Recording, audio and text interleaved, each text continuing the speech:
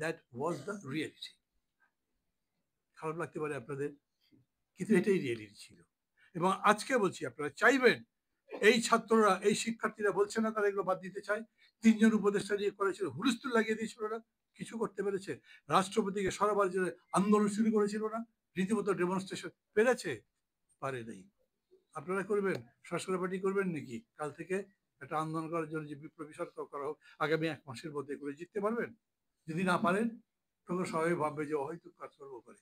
মানুষ কিন্তু বড় বিচিত্র জিনিস, মানুষের চাইতে বিচিত্র কিছু নেই, কারণ human brain is the most develop thing, তাই তো? মানুষের মস্তিষ্কের মতো এত উন্নত বস্তু আর কিছু নাই, আর সেজন্য সেটা সবচেয়ে জটিল। মানে আপনার ডেভেলপমেন্টের প্রসেসটাই হচ্ছে from simple to difficult thing, from simple to complex thing, এটাই হয়। যত উন্নত জিনিস হবে তত তার অনেকগুলো জটিল প্রক্রিয়াকে নিজের অন্তর্গত করবার মতো শক্তি থাকতে হয়, তাহলে সেটা হতে পারে না। অতএব মানুষও যখন মনে করবে, আপনি তো ভালো আছেন, যেমন আমি প্রথম ইলেকশনে দাঁড়িয়েছি, আমি বক্তৃতা করি টিভিতে, আমাকে মাঝে মাঝে দেখায়, লোকজন শোনে, আমার এলাকাতে প্রথমবার ভোটের সময় শুনে ভাবে, বাবা এই এত বড় একটা নেতা কোথায় ছিল একদিন। আমাকে জিজ্ঞেস করে, আচ্ছা ঠিক আছে, আপনাকে তো বুঝছি আপনি একটা যোগ্য লোক, কিন্তু আপনাকে ভোট দিলে লাভ কি, আপনি গভর্নমেন্ট বানাতে পারবেন? গভর্নমেন্ট বানাবো কেমন, আমার তো অত মেজর এমপি তো হবে না, আমার দল তো নতুন। হয়তো আমি গভর্নমেন্টে যদি বানাতে না পারি, তো গভর্নমেন্টের ভোট, খেয়াল করেন, গ্রামের লোক আমাকে বলছে তো গভর্নমেন্টের ভোট, তা আপনাকে ভোট দিয়ে আবার কি লাভ, আপনি তো গভর্নমেন্ট বানাতে পারবেন না। এই যে একটা মানুষের সাধারণ জ্ঞান, সাধারণ জ্ঞান মানে অসাধারণ, যে জ্ঞান আমরা সবাই আনতে পারি না, আমাদের বুঝতে অসুবিধা হয়। আমি সেই কারণে বলছি, আজকে মানুষের কাছে এই সংকট নাই, কিন্তু এটা কি বিপ্লবী সরকার না গণতান্ত্রিক সরকার, কোন পথে যাবে? যেরকম করে বললেন, সংকট তার জিনিসপত্রের দাম কমে না, সংকট তার ইকোনমিক্স, মানে হচ্ছে এভরিডে বিজনেস অফ লাইফ, সেই দৈনন্দিন জীবনযাপনে তার বড় কষ্ট হয়, সে এটার পরিবর্তন চাই। সে কনস্টিটিউশনে কি কি পরিবর্তন আনছে, তাতে কত গণতন্ত্র হচ্ছে, আমি কত কথা বলবার অধিকার পেলাম, আমার মৌলিক অধিকার, গণতান্ত্রিক অধিকার কতখানি স্বীকৃত হলো, এগুলো নিয়ে মানুষ বোঝেও না, ভাবেও না। সেই মানুষকে নিয়ে কি করবেন, এখন কি করবেন? আচ্ছা কি হবে বলেন তো? এইরকমই যদি চলতে থাকে তাহলে ইলেকশন হবে তো, ইলেকশন না হলে মার্শাল হতে হবে, আমরা তো কেউ মার্শাল্লার পক্ষে নই, ইলেকশনই হতে হবে। যদি ইলেকশন হয় তাহলে কি হবে বলেন তো? ভাবতে পারেন? না ভাবতে পারেন কি আছে, পৃথিবী থেকে সোভিয়েত ইউনিয়নের কর্তৃত্ব চলে গেছে, সারা পৃথিবী এখন আমেরিকার কর্তৃত্বে, তাই তো? আওয়ামী লীগ চলে গেছে, এখন রাজনীতি কর্তৃত্ব হচ্ছে বিএনপি। ভালো লাগুক খারাপ লাগুক, আপনার এলাকার হাটটাও দখল করেছে, আপনার বাস স্ট্যান্ডটা সে দখল করেছে, যেখানে যেখানে সম্ভব চাঁদাবাজি করেছে, চাঁদা না দিলে থাকতে পারবেন সেই পরিস্থিতি করেছে। কিছু করতে পারছেন? কমপ্লেন করবার কেউ আছে? এই যে গভর্নমেন্ট আছে, সেই গভর্নমেন্টের কাছে কমপ্লেন করতে পারছেন? কমপ্লেন করলে গভর্নমেন্ট শুনছে? চাকরির ক্ষেত্রে, ইউনিভার্সিটি ভিসি নিয়োগের ক্ষেত্রে, কলেজের প্রিন্সিপাল নিয়োগের ক্ষেত্রে, কলেজের গভর্নিং বডির চেয়ারম্যান নিয়োগের ক্ষেত্রে কোনো জায়গায় আপনার রিকোয়েস্ট থাকছে? কিন্তু ওরা যখন বলছে সেটা থাকছে। আর অফিসারগুলো কি করছে, পুলিশগুলো কি করছে, তারা দেখছে যে এখন যদি ওদের সাথে ঝগড়া করি, 1 বছর পরে ভোট হলে ওরাই তো জিতবে, তখন তো আমার চাকরি থাকবে না। অতএব বিউরোক্রেসি বলেন, পুলিশ অ্যাডমিনিস্ট্রেশন বলেন, সবাই তার ওইখানে ধর্ণা দিচ্ছে, তার কথা শুনছে। এটা কি বাস্তব? আমি কি ভুল বলছি? যদি এই রকমই হয় তাহলে বোঝেন আপনার সামনে আরো বড় একটা দায়িত্ব আছে, এবং সেই বড় দায়িত্বের কথা ভেবে মেজর আফসারি যত বড় কথা বলেছেন, আমি তাকে ধন্যবাদ দিই, কিন্তু ভাববার আগে, বলবার আগে ভাবেন, আপনি কি এভারেস্ট থেকে লাফ দিয়ে নিচে পড়ে হাত পা ভাঙতে চাচ্ছেন, নাকি আপনি এমন লাফ দিতে চান যাতে দাঁড়াতে পারেন এবং প্রতিবাদ করতে পারেন?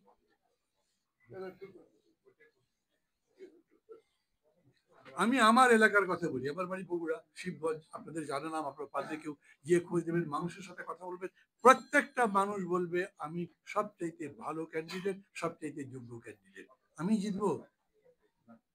মনে করেন ভালো মানুষ দেখেই লোকে ভোট দেয়? ওই যে একবার তারা বলে দিল যে আপনাকে ভোট দিয়ে কি লাভ, আপনি জিততে তো একলা একলা, সরকার তো গঠন করতে পারবেন না, তাহলে ওর লাভ কি? মানুষ তো সব দিকই দেখবে। রাজনীতি নিশ্চয়ই সবচেয়ে মহত্তম, আমি বলবো মহত্তম পেশা, মানুষের কল্যাণ করবার জন্য রাজনীতির চাইতে ভালো জিনিস নাই। এই যে দেখেন 5 আগস্টের আগেই সব জায়গাতে খুবই পপুলার ছিল আই হেট পলিটিক্স হ্যাশট্যাগ, চলছিল না সবার মধ্যে? 5-এর পরেই দেখা যাচ্ছে সমস্ত পটটা বদলে গেছে। এখন সবাই বলে এই গভর্নমেন্ট চালাবে কেমন, তো পলিটিক্সের লোকের তো বোঝে না রাজনীতি, দেশ কিভাবে চালাবে। তার মানে এখন সবার পলিটিক্সের প্রতি ভক্তি শ্রদ্ধা আসছে। নিশ্চিতভাবে এখন আরো বেশি করে চর্চা করতে হবে। যাদের যাদের সেইটুকু সাহস আছে বলতে পারবেন, সরাসরি দাঁড়িয়ে বলতে হবে আমি যদি সংস্কার করতে চাই, সংস্কার মানে হচ্ছে একটা গুণগত পরিবর্তন তো হতে হবে। সংস্কার মানে আমার আইজি সাহেব পালিয়ে গেছে, ওইখানে একটা আইজি বসিয়ে দিলাম, সেটা সংস্কার দেখি। একটা ডিআইজি কে বাদ দিয়ে একটা ডিআইজি বসিয়ে দিলাম, সেটা তো সংস্কার নয়। আপনি পুলিশ ব্যবস্থার সংস্কার চান, একটা পুলিশ সিস্টেম হবে, বাহিনী দাঁড়াবে যারা জনগণের মুখী হবে, যারা গণতন্ত্রের পক্ষে হবে, যারা দেশপ্রেমিক হবে। পুলিশ প্রশাসনের সংস্কার করবেন, আপনি সিভিল অ্যাডমিনিস্ট্রেশনের আমলাতন্ত্রের সংস্কার করবেন। সমস্ত সংস্কারের মধ্যে গুণগত একটা রূপান্তর থাকতে হবে। তাই যদি থাকে তাহলে পলিটিক্যাল পার্টিগুলোর মধ্যে সংস্কার হবে না কেন? কিন্তু পলিটিক্যাল পার্টি এই কথা কে বলবি বলেন? আমি বললাম, বলবার পরে বিএনপি মনে করবে দূর ওকে জোটের মধ্যেই রাখবো না, নমিনেশনই দেবো না। আমি তো মনে মনে খুব শক্ত আছি, আফতার ভাইয়ের সাথে আছি, ভাই আমি আপনার সাথেই থাকবো। আমার পার্টির বাকি লোকগুলো বলবে তোর মান্নাবের সাথে থেকে লাভ কি, উনি তো নমিনেশনই পাবে না, ওরা তো বিএনপির সাথে রাখছে, তার তো ক্ষমতায় যেতে পারবো না, তখন কি হবে? এইটা একটা হচ্ছে যে হোল স্ট্রাগলের আপনার সাইড, যেটা ভাবতে হবে। বিপ্লব মানে কেবলমাত্র আবেগ নয়, বিপ্লব মানে গরম গরম বক্তৃতা করা নয়, বিপ্লব বা গুণগত পরিবর্তন মানে কেবল আপনার আকাঙ্ক্ষা নয়। সুকান্ত লিখেছিলেন না, বিপ্লব স্পন্দিত বুকে মনে হয় আমি লেনিন। তো বিপ্লবের স্পন্দন বুকের মধ্যে থাকলে তো মনে হবে, কিন্তু স্পন্দনটা যখন থেমে যাবে তখন আপনি পাবলিক, কেউ জিজ্ঞেসা করে না। এই কারণে আজকের দিনে খুব সুস্পষ্টভাবে আমি মনে করি কতগুলো টার্গেট ঠিক করে কাজ করা উচিত। আচ্ছা, কেউ আপনারা এরকম করে ভেবেছেন এইবারের এই অভ্যুত্থানে রাজনৈতিক ভাবে সবচেয়ে বেশি লাভবান হয়েছে কারা? না, সবাইকে আলাদা আলাদা করে আমি জিজ্ঞেস করছি যে তারা কি, তাই বলছি ভেবেছেন কি না? স্বয়ং জি, জামাতে ইসলাম। Is E right?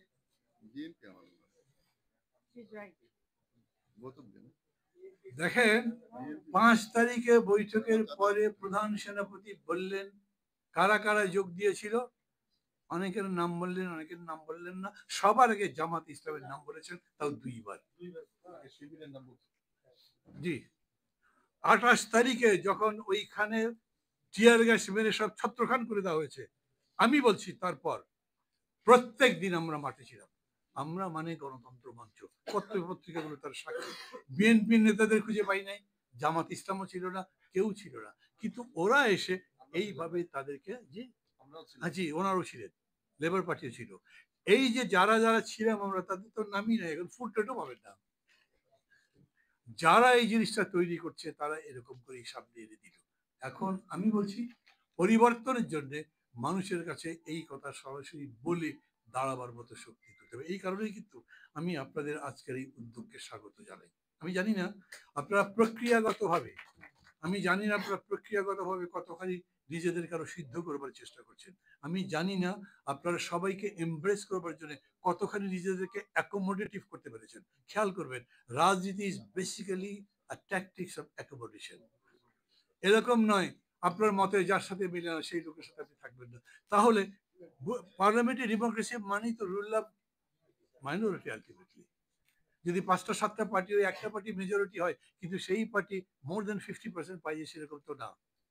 এই কারণে আপনি যত অ্যাকোমোডেটিভ হতে পারবেন, তারপরে তত বেশি আপনি ক্ষমতায় থাকতে পারবেন। সেই কথাই আমি আপনাদের বলছি, এটা ভাবেন কিরকম করে করা যাবে। বাকিদের অনেকের সাথে অনেক কিছু মিলবে না, সবকিছু মিলবে নাকি? আপনি রাষ্ট্র ধর্ম রাখতে চান, তাই তো? আমি মনে করি রাষ্ট্রে কোনো ধর্ম থাকার দরকার নেই। আমি আর আপনি একসাথে হতে পারবো? ভেবে দেখেন। আপনি মনে করেন ইসলামিক রিপাবলিক অফ বাংলাদেশ হওয়া উচিত, আমি মনে করি সেকুলার পলিটিক্স হওয়া উচিত দেশের মধ্যে। আমি আর আপনি একসাথে হতে পারবো? হওয়ার কোনো জায়গা আছে? অনেকগুলো প্রশ্ন এখন সমগ্র জাতির সামনে। যদি বৃহত্তর ঐক্য করতে চান এবং যদি মনে করেন একটা ন্যায্যতার শাসন আনবেন, একটা ন্যায়ের শাসন আনবেন, একটা সুখী দেশ করবেন, একটা বাসযোগ্য দেশ করবেন, যেই দেশ নিয়ে নিজে গর্ব করতে পারেন, তাহলে এই জায়গাগুলো আপনাকে তৈরি করতে হবে। কোনো সন্দেহ নাই এই পুরো জিনিসটা গড়বার দায়িত্বে এখন আছেন এই ওই অন্তর্বর্তী সরকার। এবং মেজর আফসার এটা খুব চমৎকার বলেছেন, এইটা কোনোভাবেই একটা তত্ত্বাবধায়ক সরকার নয়, এটা একটা অন্তর্বর্তী সরকার। অন্তর্বর্তী সরকার মানে কি? এই সরকার থেকে ওই সরকারে যেতে যে সময় লাগে তার মধ্যে সময়টাতে তো এই সময় আপনার যত কাজ আছে আপনি সবই করতে পারেন। আবার বলি আমি, এই সময়ের মধ্যে আপনার সামনে যত দায়িত্ব আসে সবই করতে পারেন। বিরাট একটা বন্যা আসছে সেটা মোকাবেলা করবেন, আপনারা পাশের যে দেশ যদি আপনার উপরে হামলা করে তার মোকাবেলা করবেন, আপনার যদি দেশে দুর্ভিক্ষ লাগার পরিস্থিতি হয় তাহলে আপনি তার জন্য জরুরি অবস্থা জারি করে এই পরিস্থিতি সামাল দেওয়ার জন্য সব দায়িত্বই পালন করতে পারেন। তখন আপনাকে কেউ বলতে পারবে না আপনি তো অন্তর্বর্তী সরকার, আপনি করেন কেন? সরকার তো ওইটাই, আর তো সরকার নাই। অতএব যখন সংস্কারের প্রশ্ন আসছে তখনও সংস্কার সম্পর্কে তা স্পষ্ট করে বলতে হবে তারা কি করতে চান। আমার তো মাঝে মাঝে বুঝতেই অসুবিধা হয় সরকারটা আসলে কোনটা। কেন এই সরকারকে আনলোকে? ডক্টর ইউনূস নিজেই বলেছেন ওরাই আমার নিয়োগকর্তা, বলেছেন না? ওরাই এখন সরকারের বিরোধিতা করে মাঠে নামছে, সরকার মানে না। আমি কার পক্ষে? আমি কারো পক্ষে বলছি না, আমি আপনাদেরকে সত্যটা বোঝার জন্য বলছি। এই যে এখন তারা একটা বলছে না প্রোক্লামেশন, কি প্রোক্লামেশন? প্রোক্লামেশন মানে কি? বাংলা করেন প্রজ্ঞাপন, বাংলা করেন ঘোষণা, বা যেরকম করেই বলেন এটা একটা ঘোষণাতে যেমন সামরিক আইনের ঘোষণা আসে না, এই রকম প্রোক্লামেশন আপনি দিবেন কখন? যখন একটা জিনিস ভাঙছে, পুরনো জিনিস ছেড়ে দিচ্ছেন, বলবেন এই এই জিনিস চলবে না, আর নতুন নতুন প্রজ্ঞাপন দেবেন এই এই জিনিস চলবে। যখন ভেঙেছে তখন চুপচাপ ছিলেন, বোঝেনই নাই। এতদিন পরে বুঝেছেন, কিন্তু মানুষ তো বুঝতে পারছে না। এখন তারা এটা করতে চাচ্ছেন এবং সেইটা নিয়ে সরকার একটা বলে, তারা আর একটা বলে। এরপরে সরকার সবশেষে কি বলেছেন? সমস্ত রাজনৈতিক দলগুলোর সাথে কথাবার্তা বলে একমত হয়ে আমরা প্রজ্ঞাপন দেওয়ার চেষ্টা করবো। সব দল একমত হবে? হবে? সবাই বোঝে, ডক্টর ইউনূস বোঝেন না? ডক্টর ইউনূসকে যখন জিজ্ঞেস করেছে সবাই যদি একমত না হয়, উনি বলেছেন যদ্দূর হবে তদ্দূরতে আমি চলে যাবো। মানে তদ্দূর এগ্রি করে ভোট দিয়ে আমি চলে যাব। উনি যেদিন প্যারিস থেকে আসলেন এয়ারপোর্টে সবাই কি কি জিজ্ঞেস করছিল, একসময় বিরক্তিই বলেছেন যদি আমার কথা না শোনেন তাহলে আমি কিন্তু আবার ফেরত চলে যাবো। তার মানে কি? The man has no stake. I am sorry, উনি আমার টিচার ছিলেন সরাসরি, আমি তাকে সম্মান করি, অসম্মান করছি না, কিন্তু এটা তো পলিটিক্স। এটা ছাত্র শিক্ষকের সম্পর্ক নয়, এটা প্রেম ভালোবাসার সম্পর্ক নয়, এটা বড় ভাই ছোট ভাইয়ের সম্পর্ক নয়। এটা খুবই নিরেট একটা জিনিস, পুরা দেশের 20 কোটি মানুষের ভাগ্য নির্ধারিত যার উপরে, এবং তার উপরে ভিত্তি করে আপনাকে সেই রকম করেই বলতে হবে সংস্কারের ব্যাপারটা তাহলে কি হবে। উনি যা বলছেন তাতে এই দেশে কোনো সংস্কার হওয়া সম্ভব কিনা এখন তো সেই প্রশ্নই মাঝে মাঝে জাগে। কোন ব্যাপারে ঐক্যমত হবে বলেন তো? বিএনপি কি বলেছে?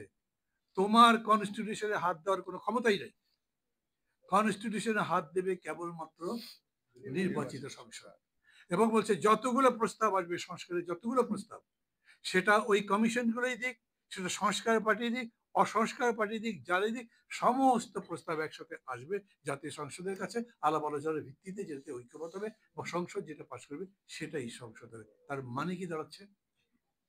আপনি প্রেসিডেন্ট বদলাতে চেয়েছেন, বিএনপি গিয়ে বলেছে যে সংবিধানের বাইরে এটা আপনি করতে পারেন না, করতে পারেননি তো। এখন পর্যন্ত বিএনপি যেই ব্যাপারে আপত্তি করেছে সরকার সেই ব্যাপারে কোনো কাজ করতে পেরেছে? অথচ এক একটা বাস স্ট্যান্ড দখল হয়ে গেছে, এক একটা বিশ্ববিদ্যালয় দখল হয়ে গেছে, সমস্ত শিক্ষা ব্যবস্থা দখল হয়ে গেছে, সরকার তো কিছুই করতে পারেনি। তার মানে কি সরকারের কোনো ক্ষমতা নাই? একজন ব্রিগেডিয়ার জেনারেল আটকে ছিলেন দীর্ঘদিন, খুব সিম্পেথি আছে তার প্রতি আমার, তিনি বেরিয়ে বলেছিলেন জাতীয় সঙ্গীত বদলাতে হবে, মনে আছে আপনাদের? উনি বলবার কয়েকদিনের মধ্যে যখন বিতর্ক শুরু হয়েছে তখন অন্তর্বর্তী সরকার বললেন এই বিতর্ক আমাদের কাছে এখন চাই না, আমরা অনভিপ্রেত। তারপর দিন থেকে এটা বন্ধ হয়ে গেছে। ডক্টর ইউনূসের বা এই সরকারের বোঝা উচিত ছিল যে দে আর দি গভর্নমেন্ট, যেভাবেই হোক তাদের কথা না শুনে আমাদের উপায় নেই। না শুনে কেউ যদি ভায়োলেট করতে চায়, আচ্ছা আমি এর কথা বলতে পারি নাকি আওয়ামী লীগের বিরুদ্ধে 15 বছর ধরে কিছুই করতে পারেন নাই, আর ডক্টর ইউনূস এত পপুলার ক্যাপিটাল তার বিরুদ্ধে গরম দেখালে কিছু করে ফেলতে পারবেন? পারতেন না। কিন্তু আমাদের বুঝতে হবে আমরা কি চাই এবং তার জন্য আমাদের অঙ্গীকার কতখানি। এখন বিতর্ক শুরু হয়েছে আগে সংস্কার নাকি আগে কি বলে নির্বাচন। এটা তো একটা ফালতু বিতর্ক। সংস্কারের কোন সীমা পরিসীমা আছে নাকি? কোথা থেকে সংস্কার শুরু? আমাদের মানব সভ্যতার যাত্রা যেদিন থেকে সেদিন থেকেই সংস্কার চলছে, এবং মানব সভ্যতা যতদিন থাকবে ততদিন সংস্কার চলবে। তো আমাদেরও দেশ ভালো করবার জন্য কতদূর ভালো তার কোনো ডেফিনেশন হতে পারে? যেহেতু হতে পারে না, অতএব আপনাকে তো অপেক্ষা করতে হবে, অথবা আপনাকে ফিক্স করতে হবে এই বিষয়টা আমি ঠিক করতে চাই। আমি ভাই সিম্পল বুঝি, একটা ভালো ইলেকশন চাই এখন, কারণ আপনি তো দাম কমাতে পারবেন না। আপনি পুলিশ ঠিক করতে পারবেন না, ছিনতাই লুটপাট শুরু হয়ে গেছে না, কিছু করতে পারেননি তারা। সিভিল অ্যাডমিনিস্ট্রেশন ঠিক করতে পারেন নাই, কোনো জায়গায় পারছেন না যখন, তাড়াতাড়ি ভোট দিয়ে দেওয়া ভালো। না হলে সমস্যা হচ্ছে, এই সরকারটাও যখন অপ্রিয় হয়ে যাবে যদি হয়, এবং মানুষ যদি রাস্তায় নেমে যায়, কোনোদিন যদি বলে এত টাকা দিয়ে চাল কিনবো না, এত দ্রব্যমূল্য বাড়লে তোমাকে দরকার কি, তখন আমরা একেবারে পাথারে পড়ে যাব, অকুল সমুদ্রে পড়বো। কি ঠিক করবো আমরা, কিভাবে আরেকটা গভর্নমেন্ট আসবে? মার্শাল্লাহ ছাড়া গতি থাকবে না। জেনারেল ওয়াকারকে ধন্যবাদ দেবো, ভালো বলবো খারাপ বলবো কি বলবো জানি না, কিন্তু এটা ঠিক এই পর্যন্ত উনি তো জোর করে ক্ষমতা নিতে চান নাই। আর তখন আপনারা জোর করবেন ভাই ক্ষমতা নেন, উনি বলবেন পারবো না। এরকম পরিস্থিতি হবে তো যদি এরকম যায়। অতএব এই কারণে এখন মনে করি যত তাড়াতাড়ি ভোট হয়। সংস্কার পার্টি কি আমার কথার সাথে একমত? না। সংস্কার পার্টি মনে করে সংস্কার করে হোক, আমিও তো রাজি আছি সংস্কার করে হোক, কিন্তু এরা যে সংস্কার করতে পারবে সে বিশ্বাসই করতে পারছি না। ওদের মধ্যে সংস্কার হবে, ওদের মধ্যে সংস্কার হতে গেলে তো আর এক ঝামেলা, যতগুলো উপদেষ্টা আছে তার 10টা বাদ দেবেন না 10টা রাখবেন। ইলেকশন করতে হলে minimum that is the only way. Election করতে হলে তো লাগবে ভাই, পুলিশ, সিভিল অ্যাডমিনিস্ট্রেশন, আপনার ইলেকশন প্রসিডিওর, এগুলি তো করতে হবে বেসিক। আপনি ভালো ইলেকশন চাচ্ছেন, জি, ভালো ইলেকশন ফ্রেমওয়ার্কটা তৈরি করতে হবে না? আগে দেখেন উনি কি বলেছেন। না না ভাই, মিনিমাম একটা সংস্কার, তারপরে নির্বাচন। এগুলো আমরা আরো আলোচনা করবো আপা আজকে। এখন এই যে মিনিমামটা করতে হবে সেটা তো আমরা বলছি, উনিও কি বলেছেন, যতদূর আমরা একমত হবো ততদূর করবো। তো এটার জন্য আমার আলোচনার জন্য 3 মাস অপেক্ষা করতে হবে কেন? আমি তো লিখিত দিয়েছি, যতগুলো পার্টি আছে সব লিখিত দিয়েছে না সংস্কারের প্রস্তাব।